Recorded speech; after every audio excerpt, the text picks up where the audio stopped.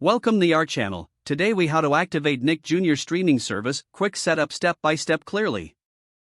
To activate the Nick Jr. streaming service, start by ensuring you have a compatible device. This could be a smart TV, streaming player, or mobile device.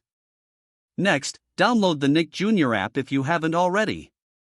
You can find the app in your device's app store. Once installed, open the Nick Jr. app. On the home screen, look for the option to sign in or activate your account. Select the Sign In or Activate button. You will now see a unique activation code displayed on your screen. Take note of this code, as you will need it for the next steps. Now, grab a web-enabled device, such as a computer or smartphone. Open a web browser and visit the Nick Jr. activation website. Enter the activation code exactly as it appears on your TV screen. Then, click the Submit button. You will be prompted to sign in with your TV provider account. Choose your TV provider from the list provided. Enter your login credentials as required. Once signed in, confirm your activation. Return to your Nick Jr. app on your device. You should now see a confirmation message indicating successful activation. Explore the wide range of shows and content available for streaming.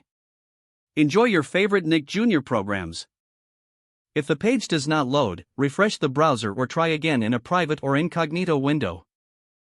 Make sure you are using the correct email address, then retype it carefully to avoid small typos. If your password is not accepted, use the reset option and create a new strong password you can remember.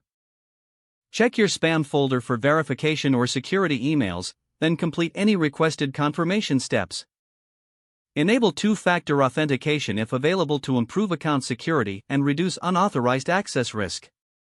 After signing in, review your profile details so your contact information and settings are accurate and current.